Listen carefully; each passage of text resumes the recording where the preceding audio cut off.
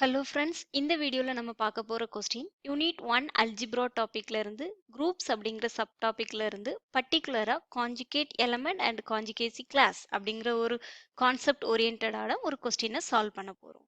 வாங்க கொஸ்டின் பார்க்கலாம். இந்த question 2017 TRB question. In a group G, a relation R is defined as follows. For A, B belongs to G, A related to B if there exists an element C belongs to G such that B equal to C inverse AC. ஒரு ரிலேஷனை இப்படி define பண்ணியிருக்காங்க. அந்த ரிலேஷனை எதில் define பண்ணியிருக்காங்கன்னா ஒரு குரூப்பில் டிஃபைன் பண்ணியிருக்காங்க. தென் த ரிலேஷன் ஆர்எஸ் நீங்கள் என்ன செக் பண்ணணுமா, இந்த ரிலேஷன் ரிஃப்ளெக்சிவா சிமெட்ரிக்வா டிரான்சிட்டிவா அப்படிங்கிறத செக் பண்ணி பார்க்கணுமா. அப்படின்னா ஃபர்ஸ்ட் ரிஃப்ளெக்சிவ் சிமெட்ரிக் டிரான்சிட்டிவ் அப்படின்னா என்ன அப்படிங்கிறது தெரிஞ்சிருக்கணும். அந்த டெஃபினிஷனை தான் நான் இங்கே கொடுத்துருக்கிறேன். பாருங்க, let R be a binary relation on a set A, then R is called reflexive if for all x belongs to A, then x is related to x. x related to x ஒரு element எடுத்தீங்கன்னா அந்த element அதுக்கே relate ஆயிடுச்சுன்னா அது வந்து reflexive அப்படின்னு சொல்லுவோம். Symmetric if for all x, y belongs to A. ரெண்டு எலமெண்ட் எடுக்கிறோம், எந்த ரெண்டு எலமெண்ட் எடுத்தாலும் x related to y இருந்தா implies y related to x, x related to y implies y related to x. மாத்தி போட்டாலும் அது கிடைக்கும் அப்படின்றது symmetric. Transitive if for all x, y, z belongs to A. 3 elements எடுத்துக்கிறோம் x, y, z ன்னு, x related to y இருந்து y related to z இருந்தது அப்படின்னா imply x related to z. First and last என்ன பண்ணிடலாம், relate பண்ணிடலாம். இந்த மாதிரி இந்த மூணு கண்டிஷனையும் சாட்டிஸ்ஃபை பண்ணா அது reflexive. First one reflexive, second one symmetric, third one transitive அப்படின்னு சொல்லுவோம். இப்போ அதை தான் இங்கே செக் பண்ணி பார்க்க போகிறோம். அதுக்கு முன்னாடி இந்த ரிலேஷனை பற்றி உங்களுக்கு ஒரு டெஃபினிஷன், காஞ்சுகேட் எலமெண்ட் அப்படிங்கிற ஒரு டெஃபினிஷன் தெரிஞ்சிருந்தீங்கன்னா இந்த ரிலேஷன் வந்து காஞ்சுகேட் எலமெண்ட் அப்படிங்கிற டெஃபினிஷனை பேஸ் பண்ணி தான் இருக்குது. இப்படி இருந்ததுன்னா அதை வந்து நம்ம A conjugate to B, B conjugate to A அல்லது காஞ்சுகேட்ஸ் ஈச் அதர் அப்படின்னு சொல்லுவோம். சரியா, A and B are conjugate. அந்த ரிலேஷன் பற்றி நல்லா தெரிஞ்சிருந்தீங்க, காஞ்சுகேட் எலமெண்ட் அப்படிங்கிறத பற்றி தெரிஞ்சிருந்தீங்கன்னா அந்த ப்ராப்பர்ட்டிஸ், அதோட ப்ராப்பர்ட்டிஸை வச்சு பார்த்த உடனே இது வந்து ரிஃப்ளெக்சிவ், சிமெட்ரிக் அண்ட் டிரான்சிட்டிவ் அப்படின்னு சொல்லிடலாம். ஏன்னா conjugate element is an conjugative relation, conjugacy relation is an equivalence relation. அதனால தான் இங்க ஈக்குவலன்ஸ் அப்படிங்கறது ஒன்று கொடுத்துருக்கேன். A binary relation E on a set A is called an equivalence relation on A. ஒரு ரிலேஷன் இருக்கு E, அது வந்து ஈக்குவலன்ஸ் ரிலேஷன் அப்படின்னு சொல்லணும்னா அது மூணு கண்டிஷனை சாட்டிஸ்ஃபை பண்ணிச்சதுன்னா அது ஈக்குவலன்ஸ். என்னது, ரிஃப்ளெக்சிவ், சிமெட்ரிக் அண்ட் டிரான்சிட்டிவ். இந்த மூணையும் சாட்டிஸ்ஃபை பண்ணிச்சதுன்னா அந்த ரிலேஷன் வந்து ஈக்குவலன்ஸ் அப்படின்னு சொல்லுவோம். அப்போ காஞ்சுகேசி ரிலேஷன் வந்து ஈக்குவலன்ஸ் ரிலேஷன், அதனால இதை பார்த்த உடனே ரிஃப்ளெக்சிவ், சிமெட்ரிக் அண்ட் டிரான்சிட்டிவ் அப்படின்னு சொல்லிடலாம். பட் எனக்கு அதெல்லாம் தெரியாது, இந்த ரிலேஷனை பற்றி ரிஃப்ளெக்சிவ், சிமெட்ரிக், டிரான்சிட்டிவ் டெஃபினிஷன் மட்டும் தான் தெரியும்னா எப்படி அதை ப்ரூஃப் பண்ணி நம்ம எழுதலாம் அப்படிங்கிறத பார்க்க போகிறோம். ஃபர்ஸ்ட் என்ன செக் பண்ண போகிறோம், ரிஃப்ளெக்சிவ் செக் பண்ண போகிறோம். ரிஃப்ளெக்சிவ்னா என்ன, எந்த ஒரு எலமெண்ட் அந்த குரூப் ஜியில் எடுத்தாலும் let A belongs to G, உங்களால் என்ன எழுத முடியணும், ஏ ரிலேட்டட் டு ஏ அப்படின்னு சொல்ல முடியும். அதுக்கு இப்போ நான் குரூப் ஜிங்கிறது ஒரு குரூப் அப்படிதானே, குரூப்பா இருந்தா கண்டிப்பா அதுல ஐடென்டிட்டி எலமெண்ட் இருக்கும், எந்த ஒரு எலமெண்ட்டுக்கும் இன்வெர்ஸ் எலமெண்ட் இருக்கும், க்ளோஷர் ப்ராப்பர்ட்டியை சாட்டிஸ்ஃபை பண்ணும். அதாவது எக்ஸ் ஒய் ரெண்டு எலமெண்ட் எடுத்தீங்கன்னா x y also belongs to அந்த குரூப்ல இருக்கும். அதே மாதிரி அசோசியேட்டிவையும் சாட்டிஸ்ஃபை பண்ணும். இதான் குரூப்போட பேசிக் டெஃபினிஷன். இப்போ ஏன்னு ஒரு எலமெண்ட் நான் ஜிலே குரூப்ல எடுத்துக்கிட்டு என்ன சொல்ல போறேன்னா there exists E belongs to G, கண்டிப்பா G உள்ள இருக்கும், such that E கூட எந்த எலமெண்ட்டை மல்டிப்ளை பண்ணாலும் உங்களுக்கு என்னதான் கிடைக்கும், அகைன் அதே எலமெண்ட் தான் கிடைக்கும். இதுதான் குரூப்போட டெஃபினிஷன்ல ஈயோட டெஃபினிஷன், ஐடென்டிட்டி எலமெண்டோட டெஃபினிஷன். அப்போ நான் எப்படி எழுதிக்கலாம், ஏ ஈக்குவல் டு இ இன்வெர்ஸ் ஏ இ. எதுக்கு ஃபர்ஸ்ட் இ இன்வெர்ஸ் எழுதியிருக்கேன், இந்த ஃபார்மெட்ல இருக்கணும், அப்போ தான் ஏ ரிலேட்டட் டு ஏன்னு எழுத முடியும். சரியா, அப்போ ஏ ஈக்குவல் டு இ இன்வெர்ஸ் ஏஇன்னு எழுதலாம். இ இஸ் ஐடென்டிட்டி எலமெண்ட், அதனால மல்டிப்ளை பண்ணால் எந்த சேஞ்சஸும் வராது, ஏ தான் அகைன் கிடைக்கும். ஏ ஈக்குவல் டு, அப்போ ஏ எப்படி எழுத முடியும், திஸ் கிவ்ஸ், இதுல இருந்து என்ன கிடைக்குது, ஏ இஸ் ரிலேட்டட் டு ஏ, அதனால இந்த ரிலேஷன் ஆர் இஸ் ரிஃப்ளெக்சிவ். இப்படிதான் ரிஃப்ளெக்சிவை செக் பண்ணி பார்க்கணும். நெக்ஸ்ட் சிமெட்ரிக் செக் பண்ண போறோம். சிமெட்ரிக்னா ரெண்டு எலமெண்ட் எடுக்கணும், எக்ஸ் ரிலேட்டட் டு ஒய்ன்னு சொன்னீங்கன்னா அதுல இருந்து என்ன சொல்ல முடியணும், ஒய் ரிலேட்டட் டு எக்ஸ்ன்னு சொல்ல முடியணும். அதான் சிமெட்ரிக். இப்போ நான் சிமெட்ரிக் செக் பண்ணலாம். அதுக்காக ரெண்டு எலமெண்ட் ஜியில் எடுத்துக்க போறேன். Let A comma B belongs to G. அந்த ரெண்டு எலமெண்ட் என்ன ப்ரூஃப் பண்ணி காமிக்கணும், to prove A related to B gives B related to A. இப்படி எடுத்து இதை கொண்டு வர ட்ரை பண்ணணும், வந்ததுன்னா சிமெட்ரிக் இல்லைன்னா ஆன்டி சிமெட்ரிக். ஓகே, அப்போ A related to B எடுத்துக்கிறேன். அப்படின்னா என்ன, டெஃபினிஷன் படி என்ன சொல்லுது, there exists இன்னொரு எலமெண்ட் ஜியில் எடுத்துக்கிட்டு x belongs to G such that எப்படி எழுத முடியும், B equal to செகண்ட் இருக்கிற இந்த element B equal to x inverse a x இப்படி எழுதலாம். இதான் அந்த ரிலேஷனோட definition. There exists x belongs to G such that B equal to x inverse AX. இப்போ நெக்ஸ்ட் ஸ்டெப்ல என்ன பண்ண போறேன்னா left hand side right hand சைடில் ரெண்டு எலமெண்டால மல்டிப்ளை பண்ண போறேன். ஓகேவா? இந்த எலமெண்டால இந்த சைடில் எக்ஸால மல்டிப்ளை பண்றேன். பி இந்த சைடில் எக்ஸ் இன்வர்ஸால மல்டிப்ளை பண்றேன். அப்போ அதே மாதிரி இந்த ரைட் ஹேண்ட் சைட்லயே மல்டிப்ளை பண்ணணும் இல்லையா? லெஃப்ட் ஹேண்ட் சைடில் எக்ஸால மல்டிப்ளை பண்றேன். எக்ஸ் இன்வர்ஸ் ஏஎக்ஸ் இப்படி ப்ராக்கெட் போட்டுக்கலாம். இன்ட்டு இந்த சைடில் எக்ஸ் இன்வர்ஸ். ஓகே, ரைட் சைடில். இப்போ எக்ஸ் இன்வர்ஸ் நீங்க அசோசியேட்டிவ் இந்த குரூப் இந்த எலமெண்ட்ஸ் எல்லாமே ஜிங்கிற ஒரு குரூப்ல இருந்து எடுத்த எலமெண்ட்ஸ் தான். எக்ஸ் இருந்தா எக்ஸ் இன்வர்ஸ் இருக்கும், ஏன்னா அது வந்து குரூப் ஏபி எல்லாமே. அப்போ அசோசியேட்டிவ்ல யூஸ் பண்ணி இந்த பிராக்கெட்டை நம்ம என்ன பண்ணிக்கலாம், சேஞ்ச் பண்ணிக்கலாம். அப்போ இந்த எக்ஸ் இன்வர்ஸ் இந்த எக்ஸ் இன்வர்ஸ். அதே மாதிரி ஒரு எலமெண்ட்டையும் அதோட இன்வர்ஸையும் மல்டிப்ளை பண்ணா என்னதான் கிடைக்கும், இ. ஓகே, அப்போ இ ஏ திஸ் இஸ் ஆல்சோ இ. அப்போ இ ஏ ஈன்னு வருமா, அகைன் என்ன கிடைக்கும் உங்களுக்கு, இ தான், ஏ தான் கிடைக்கும். ஏன்னா ஐடென்டி எலமெண்ட் கூட எந்த எலமெண்ட்டை மல்டிப்ளை பண்ணாலும் என்னதான், ஏ தான். அப்போ உங்களால என்ன எழுத முடிஞ்சிருக்குது, A equal to X B X inverse அப்படின்னு எழுதியிருக்கிறோம். அப்போ அடுத்த ஸ்டெப்ல இதை எப்படி எழுதிக்கலாம் அப்படின்னா, ஏ ஈக்குவல் டு எக்ஸுங்கிறது எக்ஸ் இன்வர்ஸோட ஹோல் இன்வர்ஸ், எக்ஸ் இன்வர்ஸோட whole inverse into b into x inverse. இப்போ let x inverse equal to ஒரு நேம் கொடுத்து, அது கண்டிப்பா gல தான் இருக்கும், ஏன்னா x gல இருக்கிறதால x inverse g இதுல தான் இருக்கும். அதுக்கு ஒரு name கொடுத்துக்கிட்டீங்கன்னா gives a equal to x inverse ஓட inverse. x inverse பேரு y, அப்போ y inverse b y. அப்போ இது எப்படி என்ன ஆயிடுச்சு, a equal to x in yங்கிறது ஒரு எலமெண்ட் எங்க இருந்து எடுத்திருக்கோம், gல இருந்து y inverse by ன்னு எழுதிட்டோம். So this gives b related to a, b related to a அப்படின்னு உங்களால சொல்ல முடியும். அப்ப இது வந்து என்னது, சிமெட்ரிக். இந்த மாதிரி இருக்கிறதால R is symmetric. நெக்ஸ்ட் என்ன ப்ரூஃப் பண்ணி காமிக்க போறோம், டிரான்சிட்டிவ். டிரான்சிட்டிவ்னா என்ன, 3 எலிமெண்ட் எடுத்துக்கணும். let a b c belongs to G. என்ன ப்ரூஃப் பண்ணி காமிக்கணும், a related to b and b related to C. இதுல இருந்து என்ன எடுத்துக்கணும், என்ன ப்ரூஃப் பண்ணி காமிக்கணும், A related to C அப்படின்னு ப்ரூஃப் பண்ணி காமிக்கணும். இப்போ A related to B னா என்ன, A related to C னா என்ன அப்படிங்கறத எழுதிக்கிட்டு அதுல இருந்து நம்ம ப்ரூஃப் பண்ணி காமிக்கலாம். A related to B அப்படின்னா there exists ஒரு element x belongs to G ல எடுத்துட்டு, G ல ஒரு எலமெண்ட் x ன்னு எடுத்துக்கிட்டு such that B equal to x inverse AX. இதுதான் A related to B யோட டெஃபினிஷன். இதே மாதிரி B related to C எழுதுனீங்கன்னா another element Y ன்னு எடுத்துக்கிறேன், Y belongs to G such that second one C equal to Y inverse B Y, Y inverse B Y அப்படின்னு எழுதிக்கலாம். Y தானே இங்க எடுத்துக்கிற எலமெண்ட், அதனால Y inverse B Y. இப்போ நீங்க என்ன ப்ரூஃப் பண்ணி காமிக்கணும், A related to C ன்னு ப்ரூஃப் பண்ணி காமிக்கணும். அப்படின்னா C equal to some எலமெண்டோட இன்வர்ஸ், அது G ல இருக்கணும், இன்ட்டு A இன்ட்டு அந்த எலமெண்ட் அப்படின்னு இருக்கணும். அதனால நான் C equal to ஸ்டார்ட் பண்றேன். C னா என்ன, இங்க இருக்குது Y inverse B Y. அதுக்கப்புறம் இந்த B க்கு பதிலா என்ன சப்ஸ்டிட்யூட் பண்ணிக்கலாம், Y inverse x inverse AX. இதை எடுத்து சப்ஸ்டிட்யூட் பண்றேன் B க்கு பதிலா இன்ட்டு Y. இப்போ அசோசியேட்டிவ் லா யூஸ் பண்ணி எல்லாமே குரூப்ல உள்ள எலமெண்ட்ஸ் தான், இந்த ரெண்டையும் பிராக்கெட் பண்ணிக்கலாம், A X Y ன்னு எழுதிக்கலாம்.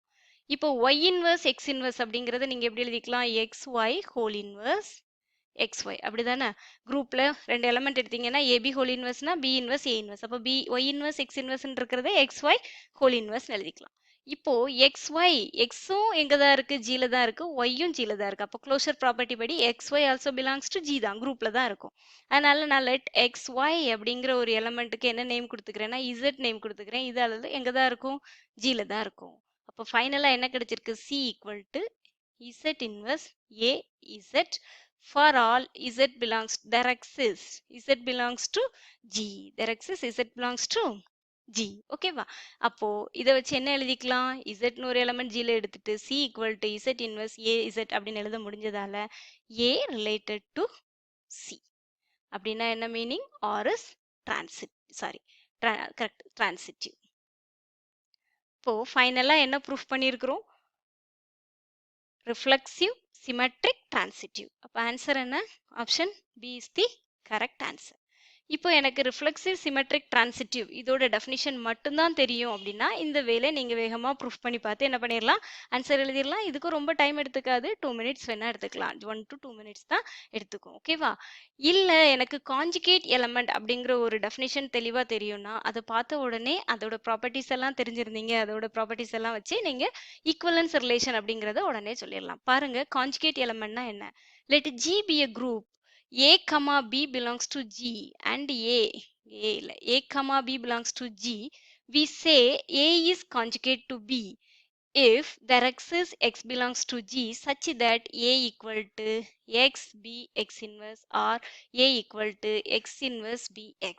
இப்படி எழுத முடிஞ்சா அந்த ரெண்டு எலமெண்ட்டை என்னன்னு சொல்லுவோம்? A is conjugate to B ன்னு சொல்லலாம், இல்லைன்னா B is conjugate to A ன்னு சொல்லலாம், and A and B are conjugate அப்படின்னு சொல்லலாம். அப்போ ரெண்டு எலமெண்ட்ஸ் காஞ்சுகேட் அப்படின்னா அந்த எலமெண்ட் ரெண்டும் குரூப்ல இருந்து எடுத்து அந்த ரெண்டு எலமெண்ட்டை எப்படி எழுத முடியும்? இன்னொரு எலமெண்ட் குரூப்ல எடுத்து எக்ஸ் பிலாங்ஸ் டு ஜின்னு A equal to X B X இன்வெர்ஸ்னு எழுதலாம், இல்லைன்னா A equal to X inverse B X அப்படின்னு எழுதலாம். ஓகேவா?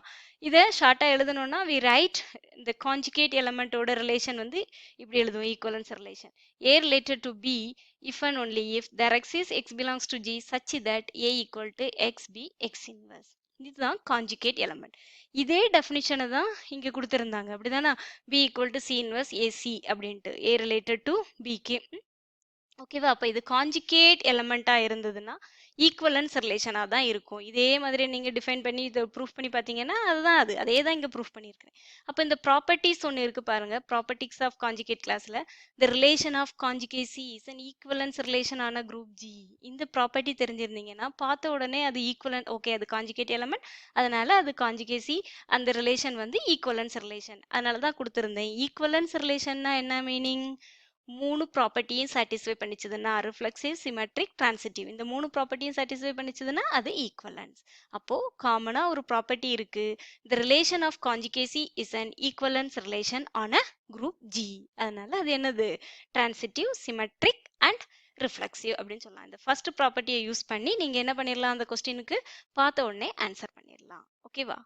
நெக்ஸ்ட் காஞ்சுகேட் கிளாஸ் அப்படின்னா என்ன? Conjugate class CL of A கொடுத்துருக்கோம், equal to set of all B belongs to G such that there exists X belongs to G such that B equal to X A X inverse. அதாவது அதோட meaning என்னன்னா collection of all elements conjugate to element ஏ.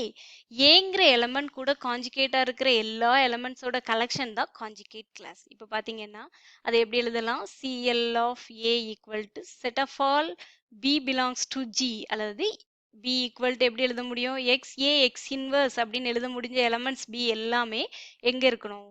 இந்த X எங்க இருக்கணும்? X belongs to G. Bயும் இங்க தான் இருக்கணும், Gல தான் இருக்கணும். இப்படி எழுத முடிஞ்சதுன்னா அதை என்னன்னு சொல்லுவோம்? எழுத முடிகிற எலமெண்ட்ஸ் எல்லாத்தையும் நம்ம என்னன்னு சொல்லுவோம்? காஞ்சுகேட் கிளாஸ்ன்னு சொல்லணும்.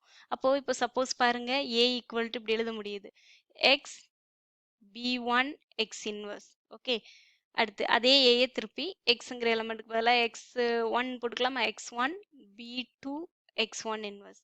அதே எலமெண்ட்டை இப்படி எழுத முடியுது, x2 b3 x3 x2 inverse. இப்படி எழுதிட்டே போறோம் அப்படின்னா இந்த b1 b2 b3 எல்லாமே காஞ்சுகேட் டு A. அப்போ CL of A conjugate class of A அப்படின்னா என்னன்னா b1 b2 b3 இதெல்லாம் எழுத முடியுதோ அந்த எலமெண்ட்ஸ் எல்லாத்தையும் கலெக்ஷன்ஸ். ஓகே, அப்போ A கூட காஞ்சுகேட்டா இருக்கிற எல்லா எலமெண்ட்ஸோட கலெக்ஷன் தான் காஞ்சுகேட் கிளாஸ் அப்படின்னு சொல்லுவோம். அதாவது collection of all elements conjugate to the element A, இதுக்கு பேரு தான் காஞ்சுகேட் கிளாஸ் அப்படின்னு சொல்லுவோம். ஓகேவா? இப்போ இந்த conjugate element and conjugate class அப்படிங்கிறத பேஸ் பண்ணி இருக்கிற ப்ராப்பர்ட்டிஸ் பார்க்க போறோம். ஃபர்ஸ்ட் ப்ராப்பர்ட்டியை வச்சு தான் இந்த ப்ராப்ளத்தோட சொல்யூஷனை பார்த்த உடனே சொல்லலாம். The relation of conjugacy is an equivalence relation. Equivalence means symmetric and reflexive and transitive. Okay. அடுத்து the order of every conjugate elements are same. Okay, every conjugate element அப்படின்னா என்னன்னா இப்போ எல்லா காஞ்சுகேட் ஒன்றுக்கு ஒன்று, இப்போ A ரிலேட்டட் டு B, அதாவது A conjugate to B, A conjugate to B1 B2 அப்படின்னு இருந்தா அந்த ரெண்டோட ஆர்டரும் எப்படி தான் இருக்கும்? சேமாக தான் இருக்கும்.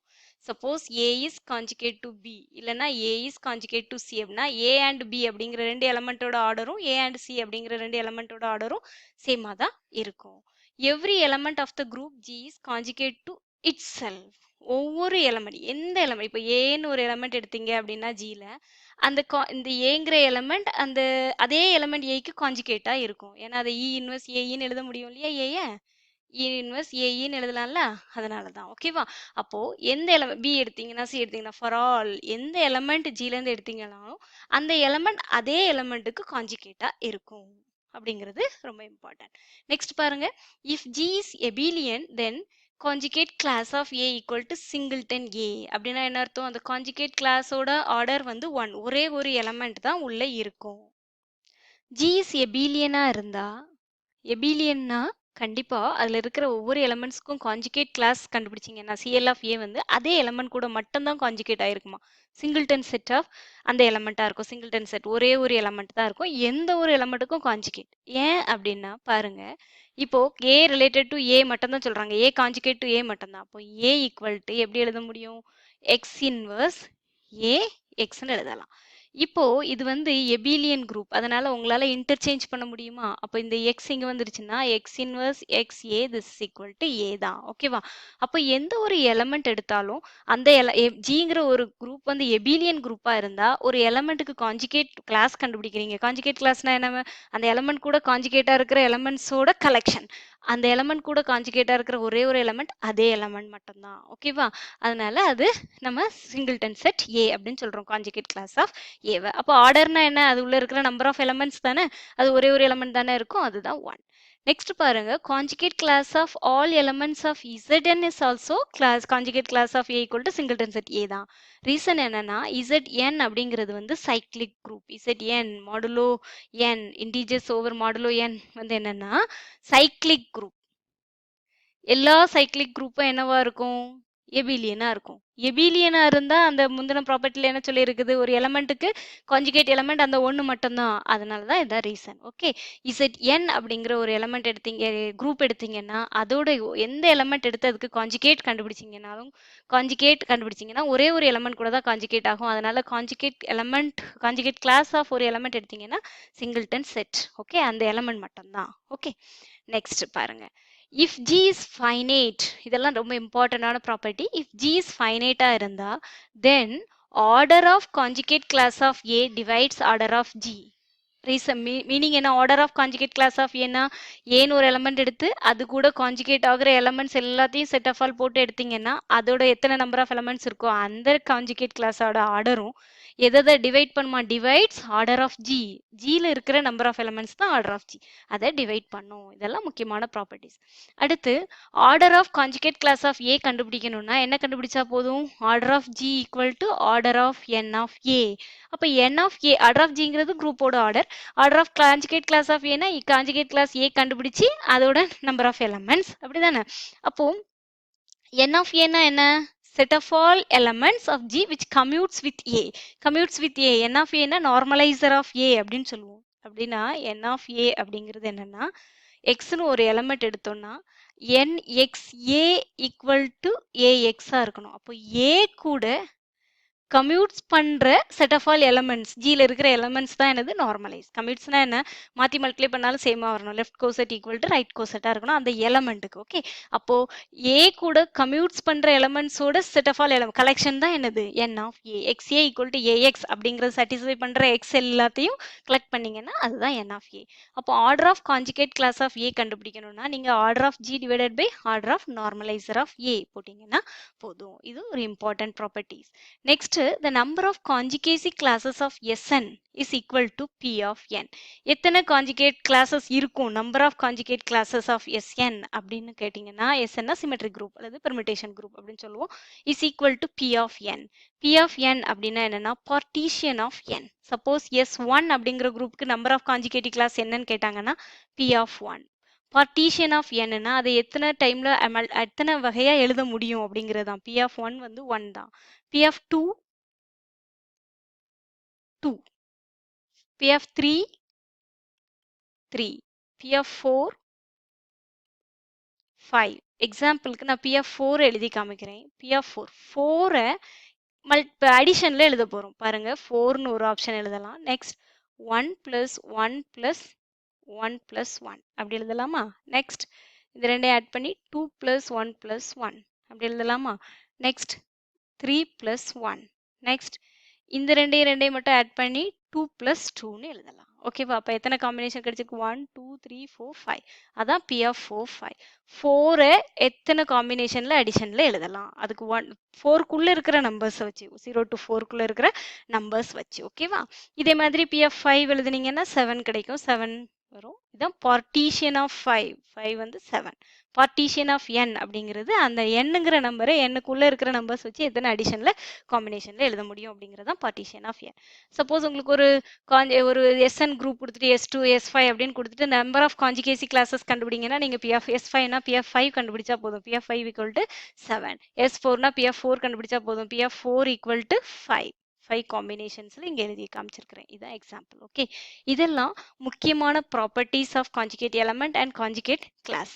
இந்த ப்ராப்ளத்துக்கு நீங்க கான்ஜுகேட் எலமெண்ட் அண்ட் கான்ஜுகேட் கிளாஸோட ரிலேஷன் பத்தி தெரிஞ்சிருந்தீங்க ப்ராப்பர்ட்டிஸ்னா பார்த்த உடனே இது வந்து ஈக்குவலன்ஸ் ரிலேஷன், அதனால சிமெட்ரிக், ரிஃப்ளெக்சிவ், டிரான்சிட்டிவ் அப்படின்னு எழுதியிருந்திருக்கலாம்.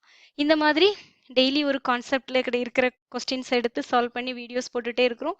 இந்த வீடியோ உங்களுக்கு பிடிச்சிருந்துன்னா லைக் பண்ணுங்க, உங்க ஃப்ரெண்ட்ஸ்க்கெல்லாம் ஷேர் பண்ணுங்க அண்ட் எங்களோட சேனலை சப்ஸ்கிரைப் பண்ணுங்க. தேங்க்யூ ஃபார் வாட்சிங். See you in the next video.